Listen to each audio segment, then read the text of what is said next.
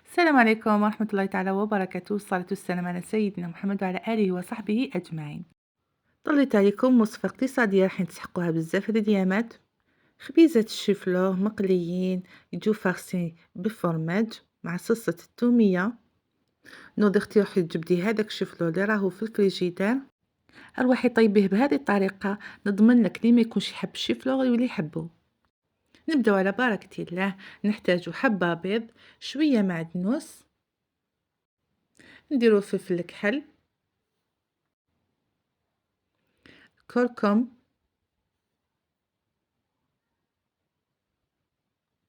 توم وبرا. إلا ما عندكش توم وبرا ديري سكرفجي سنينة توم والكمون.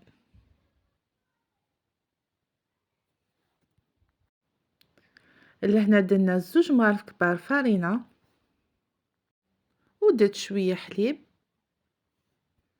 وزيدي الملح والشيفلور تكوني غليتيه من قبل في الماء والملح، وديري له شوية رند على الريحة، ومن بعد كي يطيب قطريه مليح. هذا هو السر هكذا باش ما يشربش الزيت في المقله. قطريه مليح مليح، وبعد كي ينشف ديريه في هذا الخليط هكذا. نلبزوه كيما راكم تشوفوا، نلبزوه مليح. وانا كنت رافقته مع البطاطا المقليه وخليه في يجيه. انا رحت لهنا وجدت صلصه التوميه ساهله مهله.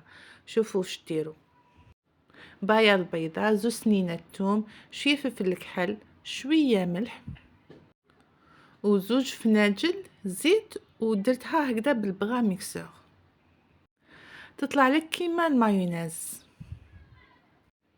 صلصة سهلة وتوالم خبيزات الشيفلور هكذا. ودي ما تحبش الكو تاع الثوم قوي دير غير سنة توم. ودرت نص حبة جو تاع نص حبة قارص في الاخير. وهاي الصلصة تاعنا جات بنينة بسم الله ما شاء الله. وشوفوا القوام تاعها كيفاه جا. لهنا رحت كملت خبيزات تاوعي، بديت نرفدهم هكذا، وجدت الفورماج، وجدت الشابلور.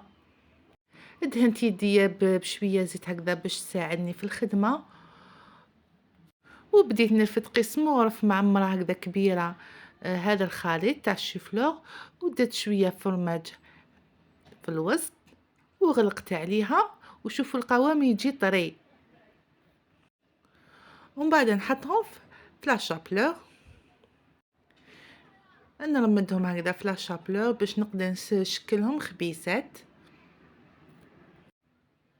كيما راكم تشوفوا شكلهم خبيزات تجو سهلين في الخدمه. ها، في هذه الاثناء تكوني شعلتي درتي مقله فيها الزيت تسخن على نار متوسطه، ما تكونش قويه، ما تكونش نار هاديه، ونخلوهم يتقلاو.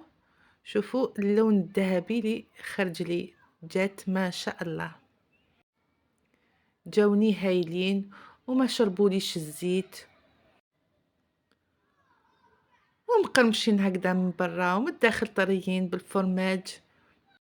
جربوها وقولوا لي في التعليقات واش رايكم. وما تنسوش لايك والاشتراك والضغط على زر الجرس باش يلحقكم كل جديد. والسلام عليكم.